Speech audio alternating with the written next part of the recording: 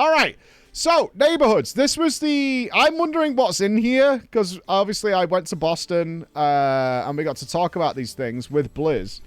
But we weren't allowed, anything they did tell us, we weren't allowed to discuss at all, because it was way, way, way too early. And also, the neighborhoods are the big deal with housing. You would think it was the housing themselves, but their big point was the neighborhoods are going to be what makes this a return to feature and not just like, oh, there's housing. I don't like housing. I'm never touching it again. This is what's going to make it different than FF14, essentially, right? Like, we do a lot of neighborhood stuff when we're doing FF14 stuff, but generally speaking, dead neighborhoods was a thing we mentioned a lot while we were there. So I'm kind of curious what's in this, what they're sharing, and any ideas we had that they may have implemented, because we threw a lot of ideas at them about what could be in the neighborhoods. But housing, as I've called it many times, is Pandora's box for World of Warcraft, and it's never going to be finished. Never going to be finished. This is going to be just... I think their laundry list of things to add to this is longer than my dick. So not a lot, but like enough. You know? All right, welcome home, adventurers. Or in this case, welcome to the neighborhood. So far in our series of articles, we've shared some information about the decorating rewards and whatever for housing, but it's time to bring you to the neighborhood. Let me mute you guys while I'm doing this. Thank you. Someone's going to ejaculate on me, and I know it. Don't mind me, just figuring out this whole alert thing, Nodders. Yeah, you figured it out, but I'm muting you for now while we talk about this. But you have sussed it out. It will be easier in the future, but yeah, you've figured it out. You got it. You nailed it. You nailed it. Before we dive into things, our usual disclaimers apply. Neighborhoods are a work in progress, so names, images, numbers, timing, and more may change between now and when it's released. Our goal is sharing this ahead of time to get feedback. Okay. This is your land. A quick refresher.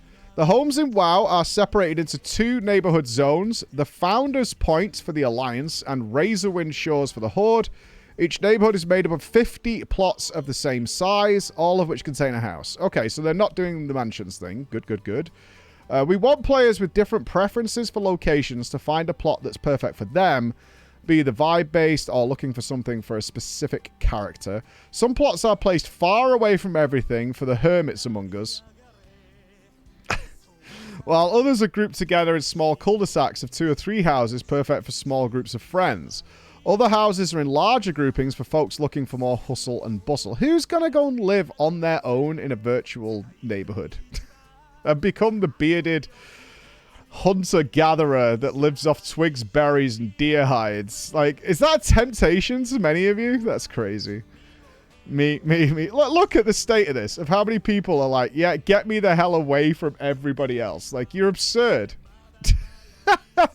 You're absurd. Like, no social elements whatsoever. That's what you're hoping for? God damn it. Similarly, there's a variety of biomes in each zone, ranging from the Founders Point's spooky forest and autumnal farmland to the lush oasis and windswept bluffs of Razorwind. In both neighborhoods, you'll find a dynamic central hub area full of both NPC activity and endeavors. Here we go. An important consideration for us, and one of the reasons these zones are so big, is we want to give players ample space. Partly because having a yard that you can decorate really lets people express themselves, but also because we want to make sure there is enough room between plots that players don't run afoul of each other's yards. You won't have to worry about your neighbor's old-growth tree jutting through your delicately constructed hedge maze. Fair. It's very pretty. That is very, very pretty. Housing PvP and Minecraft and whatever is actually a real pain in the ass. Like, it is. That is very pretty. I wonder if you could actually lay the trees for the orchard. If you wanted, like, an orchard, or do you want to, like, a Wayne Manor approach to your place? Oh, who's living in Gloomy Town? Who the fuck is gonna go and live on their own in Gloomy Town, like the Wicked Witch of the rest? Caught in 4K. Look at you all. Fucking maniacs. You're absolute maniacs. You want your virtual home to be segregated from the world in Gloomy Town. What, so you can play with your fucking... I got my brand new My Chemical Romance CD. I'm gonna go listen to it in my woods. Sunlight is the devil. A homeowners association, the housing organizations. It's not just a question of where you choose to live, but who you choose to live near. That's important. And don't worry, there aren't actually any HOAs unless players choose to implement them. I can totally see that happening. That you move into a neighborhood and you build your house and some fucking arsehole, some Discord mod comes fucking tapping at your door like, hey, we've got an agreement within this instance that we don't use the red apple tree number 4. And I can see that you've put some of those down. So could you take those down? Because we have like an aesthetic here. We actually prefer red apple number 2. So please fix. Yeah, go fuck yourself. Neighborhoods are persistent, so anyone you live near will be your neighbor forevermore. Making this decision important, though you can, of course, move at any time. This allows your neighborhood to be customized, and you can work with other players to progress it together. So there are 2 types. The publics. These are created as needed by the game servers, and anyone can buy a house in them. As they fill up, new instances are created, so players looking for a house shouldn't see a message about all the neighborhoods being full. Public neighborhoods are run by the game as well, including naming it with semi-procedurally generated names, organizing endeavors again, see below, and keeping the neighborhood running however is needed. So we do get to name our neighborhood. That's a difficult choice. Privates are created and owned by players, either by guilds as guild neighborhoods or by arbitrary groups of players as charter neighborhoods. To create and maintain a private neighborhood, there's a minimum number of players who must be in the guild or charter, as well as eventually a minimum number of players who must live there. This is due to technical concerns about server data. Yeah, so what they don't want is fucking loser Andy making his own neighborhood like they do with guilds and then kicking everybody out, and he has his own neighborhood with his one house, just taking up a ton of server space. They're more complicated than a simple instance. Yeah, that makes sense. The guild and charter neighborhoods have largely the same functionality. They can be named by their owners, and the names do not have to be unique, though they do have delimiters to differentiate them from another. Players control who can live in them. For guilds, this is via the guild roster. If a guild removes someone, that player will also be kicked out of the neighborhood. Brutal. That feels like extra harsh, right? That feels extra harsh. Not only do you get kicked out of the guild, but you get fucking kicked. You have to like get that like twig on your back, you know, with that fucking red spotted like napkin cloth on the back. You gotta like walk the fucking green mile to get the fuck out the neighborhood. You gotta pack up. They should put a moving van in. If someone's moving or has just left, they should put a prop moving van like outside of the house to let people know that that person is leaving or that house is becoming available. That would be so fucking good. Yeah, like that knapsack shit. Yeah. Meth. There's going to be so many drama stories about housing. I can't wait. This is like content gold for me. I can't fucking wait. There's going to be so much bullshit about drama with housing. I can't wait. Get typing. Get fucking typing. It's going to be so good. I can't wait. The player will also be removed from the neighborhood. Charters have manual control who can live there via a special UI. There's a permission system for who can control the settings, membership, etc. Managing endeavors is the responsibility of the owner and managers. There is one big difference, however, between the guild and charter neighborhoods. Guild neighborhoods will have homes available for everyone in a guild through additional attached instances, regardless of the guild's size, while charters are limited to the maximum number of plots in the name. That's awesome. Cesspool guilds are being taken care of. That is awesome. That is so good.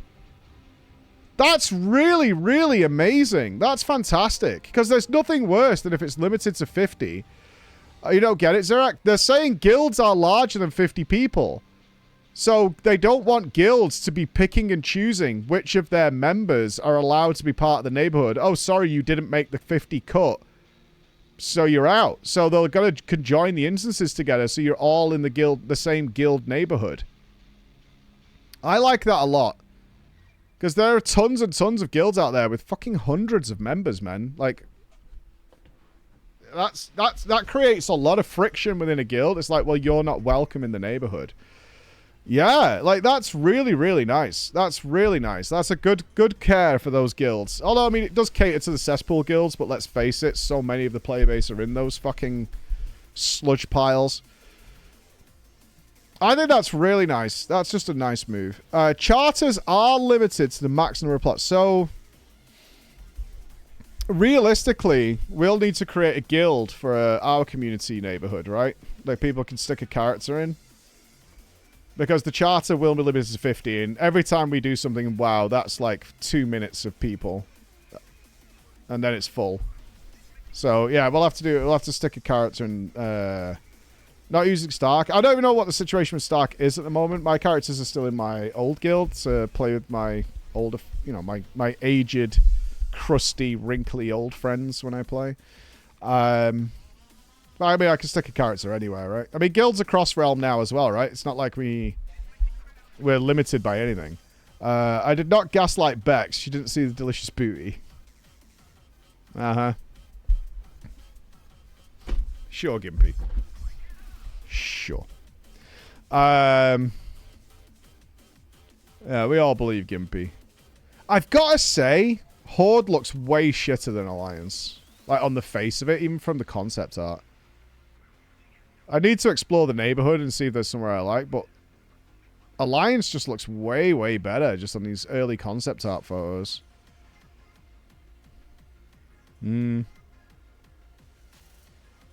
It might be time for Bonebreaker to break his bones. To dust off the Bonebreaker.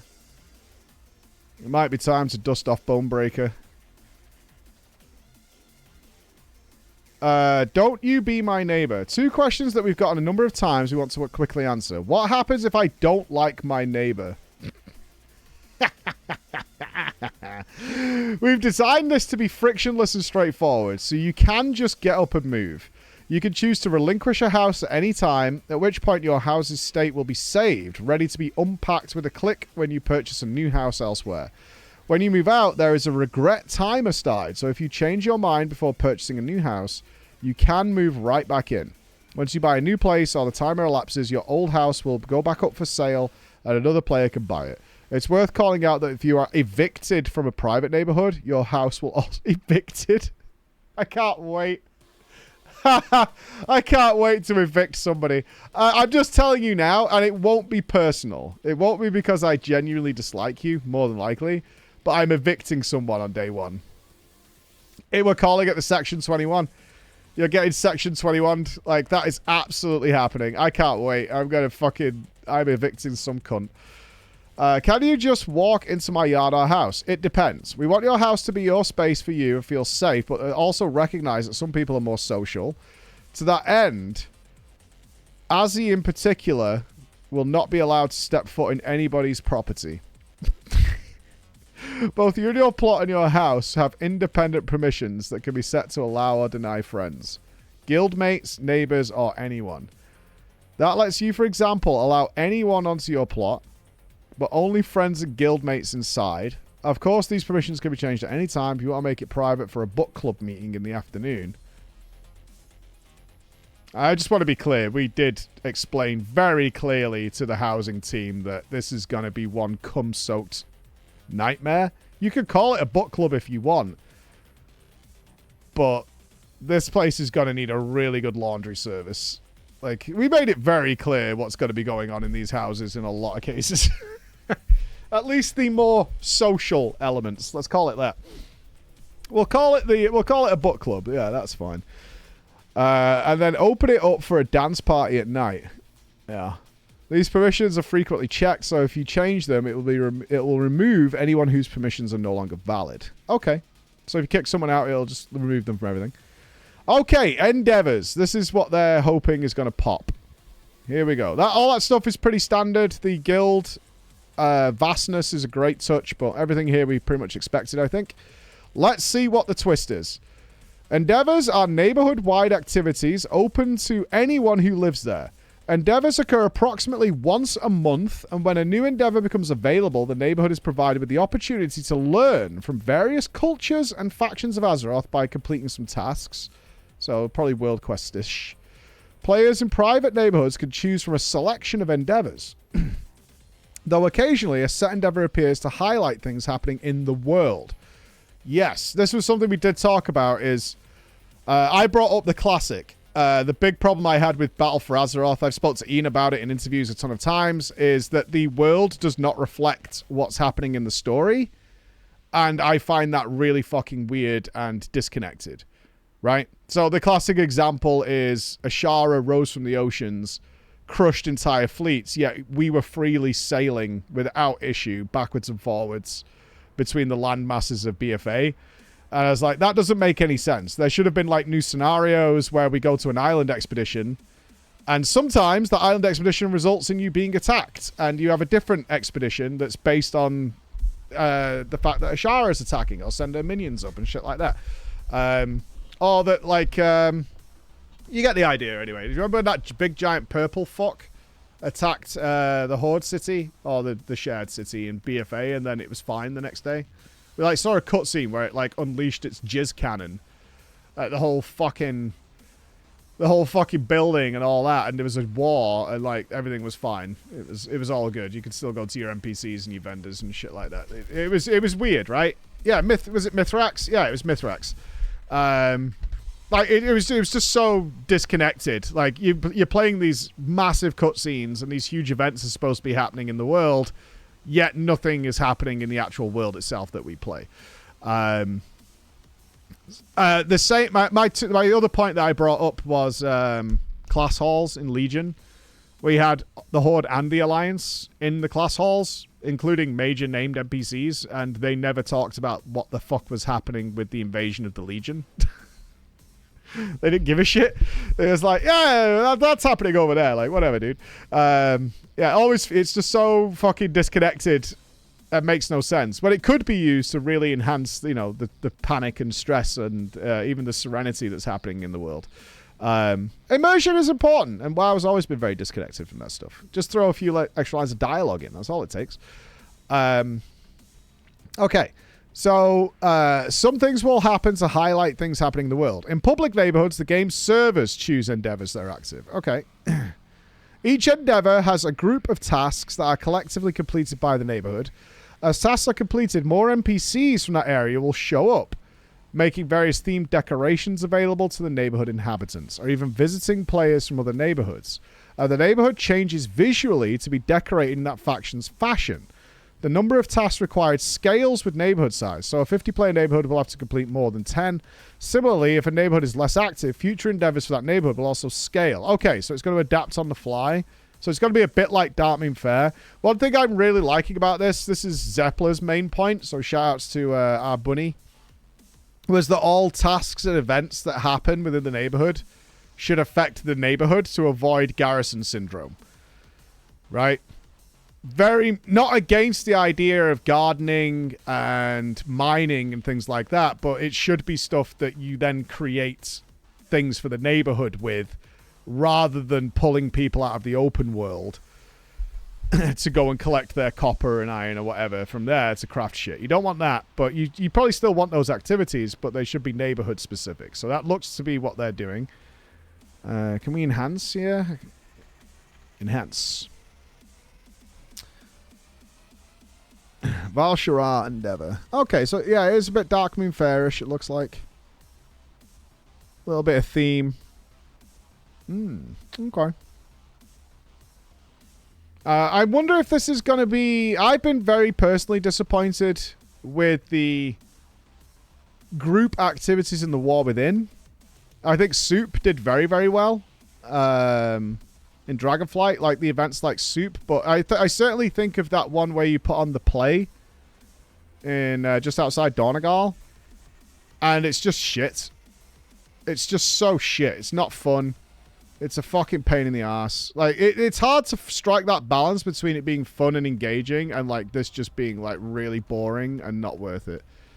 I don't know if you guys feel the same way, but I was like, oh, cool, we've got another big, like, community server event happening. And it was just like, what is this? This is fucking garbage, man. It's not all world events. Like finding the way it works, what works and what doesn't is tough. They just steal the Guild Wars 2 event train. That would be cool. Yeah, that would be cool. Guild Wars 2's managed to nail most of it down. But their scaling on stuff like that is huge. Although we are seeing Blizzard step into much more large-scale monsters now with Dimensius, so hoping that trend continues. So it actually feels a bit scary. The tasks themselves run a gamut of gameplay, from crafting to gathering, to questing, to completing dungeons and raids. So it's a bit like the Black Market Tender then. Okay. We want there to always be a way for any given player to contribute to the endeavor, regardless of how they choose to engage with WoW. Successfully completing tasks not only yields rewards expected from that sort of task gameplay, but also grants a new type of endeavor currency, which is shared. So you're earning currency, okay, as well as neighborhood favor. Neighborhood favor is used to level up your house and earn rewards, while the endeavor currency is used to buy decorations from the visiting NPCs. Okay, so it's very much like Trader's Tender. Okay. So, are we reading here the neighborhood favor is a shared resource? So you all contribute to it, and then you can all use that shared resource towards upgrading the house and whatever. I don't think anyone should be surprised it looks like a renown bar.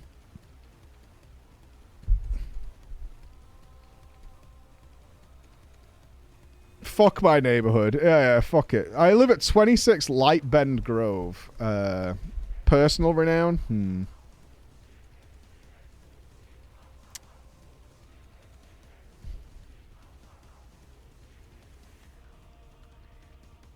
No. Once enough tasks have been completed in an endeavor, the entire neighborhood is rewarded together. Okay, so you earn individually, but once you hit the... So it's very much like a sales commission structure, essentially. This is a typical company's sales commission structure. You earn your personal bonus, but if the team as a whole earns a bonus, then everybody gets an extra bonus on top. Okay. I mean, it makes sense. Works in the real world. I understand it. With bonus endeavor currency and neighborhood favor, as well as the ability to purchase all the decorations of the NPC, provided players have sufficient currency. I was called a gaslighter. She was not aware of it, Raven. No, she was not aware of it. Yeah, she was not aware of it. So I'm calling you both out as gaslighters. I think you were manipulating our innocent Bex. To get Bex in a position where she was encouraging Stellar Blade is a maneuver, to say the least. Either way. So you get a bonus if the collective group gets it. Provided players... Who's going to be... You know what every neighborhood needs? A Giga Sweat. Who solos the whole thing and you just collect the bonus at the end. I wonder if you don't get anything if you didn't contribute at all. If you did nothing. Right? You need somebody who is so fucking horny to get a Balameth wooden table that they solo the whole renown track for a 50-man team. That's what you need. You need that guy. You need that guy who is like, motherfucker, I need the Balameth wooden table, so I am going to do the entire renown track. Fuck everybody else, right? Absolutely fuck them. I don't care. Our goals for endeavors are threefold. To give the neighborhood a common goal to rally around and reward it for collectivity. It feels good to complete things together, and we want to encourage both synchronous and asynchronous play with your neighbors. Makes sense. To give neighborhoods a choice in how things are visually presented on a larger scale. Not just in individual player-owned plots, introduce some asymmetry between neighborhoods to make visiting other neighborhoods more interesting. Let's get out of town. This is just the start of what we're planning for neighborhoods and endeavors. Having a large-scale, persistent multiplayer space and the ability for players... So, this is very early. This is hyper early in terms of the path this is going on. This is hyper early. This is like bare bones at best. This is very, very, very, very bare bones. There's something about being able to have multiple houses. Like if I'm 10 different guilds, can I have 10 houses? I think they did, and I can't remember the answer reels, if I'm being honest with you. I think they have said something. Maybe someone in the chat remembers. It was obviously, you can imagine me when I was talking to them about this stuff. I was thinking very practically and long term with how this stuff works. So that kind of stuff, I zone out a little bit on that kind of stuff.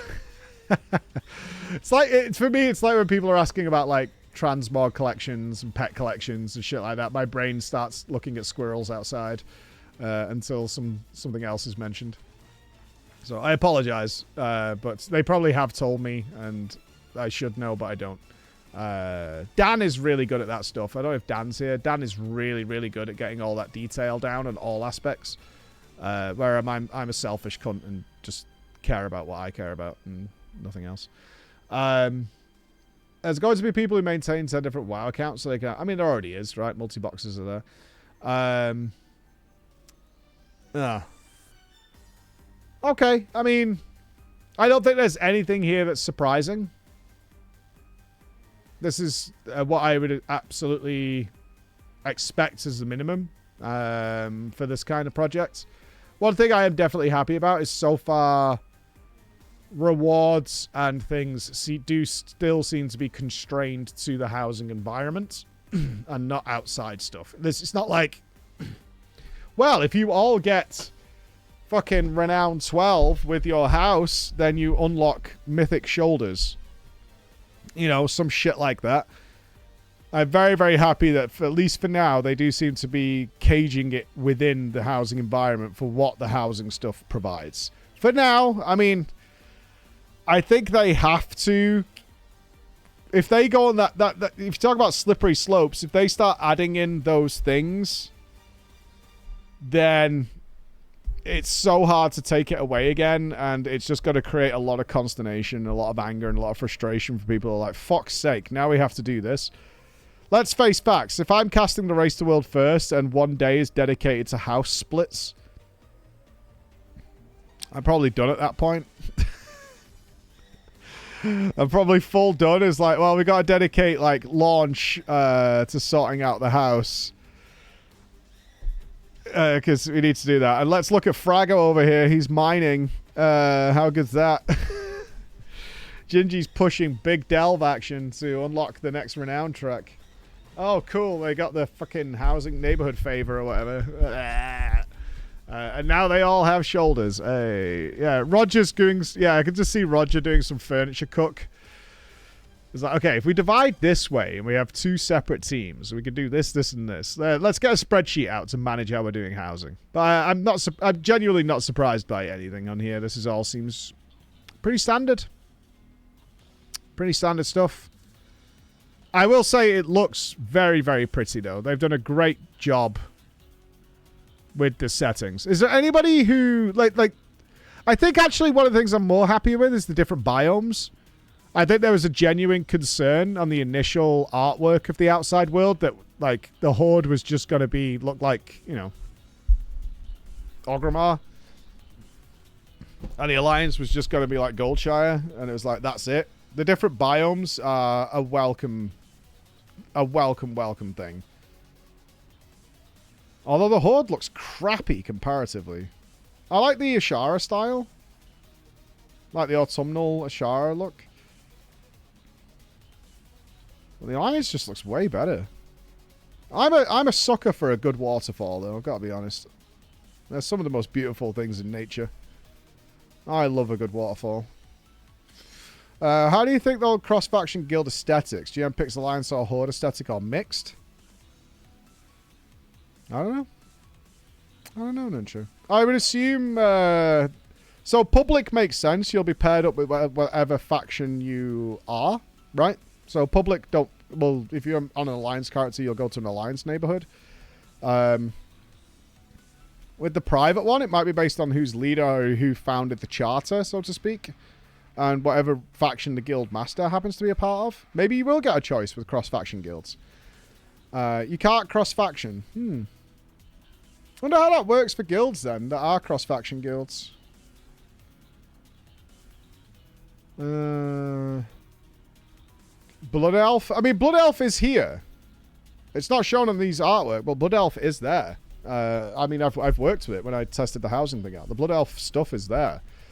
It's not shown here, but you will have Blood Elf houses. You can create your little Calthalas vibe somewhere.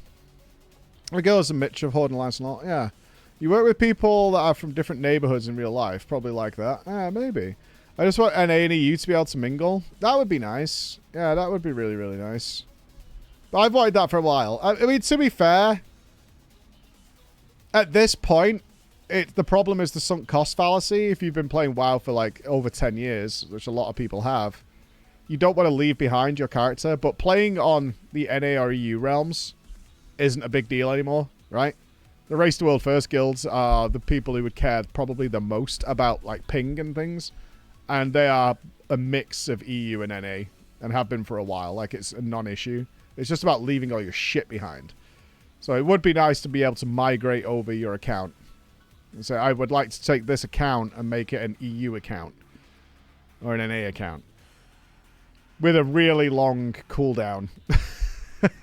So that we don't have people like, oh, I'm just going to swap over here and take all my resources and goods over to the NA realms and stuff like that.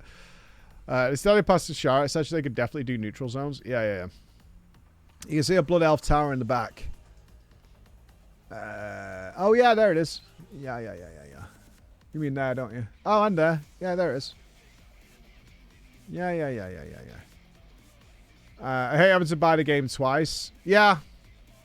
At this point, it's not a limitation of ping, at least with most reasonable internet connections. Like, it wasn't back in the day. Like, my Burning Crusade guild had 5 Americans in it and 2 Canadians. I've always played very internationally. They never had a problem. And it's even better these days. So, yeah. Tell you can switch between regions. You don't offer it publicly. As a former employee, you know. Yeah, I mean, I think people just would like it as a simple service, right? I don't know how much Blizzard's charging these days for these automated services, essentially. It's a lot. It's definitely a lot. I'll probably play for the ping. It's just maintaining 2 accounts is too much. Oh, you would like to actively take... Wouldn't you have one being your, like, casual account? That you log in to do, you know, odd shit with if those players are online and stuff like that. I guess it's a personal taste thing. I don't think the Race to World First is high up on the ladder for housing. No. Nothing. I mean, I made this point so many times. Nothing with housing should be something that is relevant to character progression. Be it through crafting or whatever. Like, if you're going to do crafting, like, you know, if you want to craft, if you want to give the option for crafters to learn recipes to build furniture, that's fine.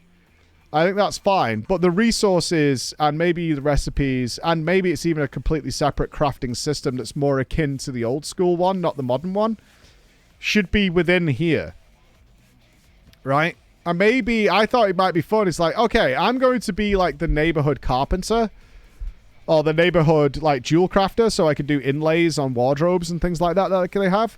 Is that you actually set up your house with that functionality. Like, I want to create these, like, beechwood chests and drawers and things like that.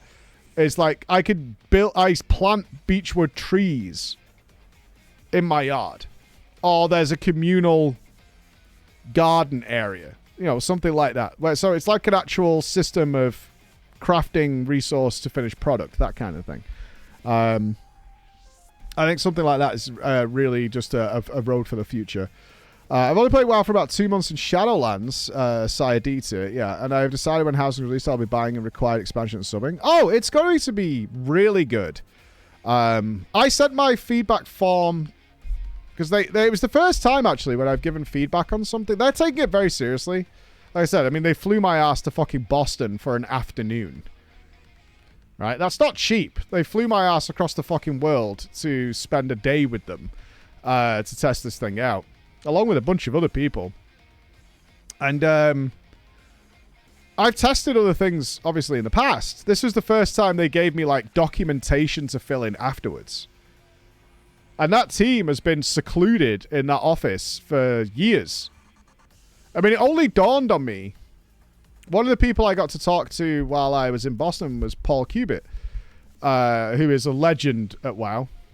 You won't. You guys have probably played so much of his content that he created just on his own. That is some of your favorite stuff. He's really just phenomenal. And I interviewed him back when I visited Blizzard after all the scandals and things, right? When I went and sat down with them all to talk about the future of the game and the things that had happened internally with all the sexual stuff, right?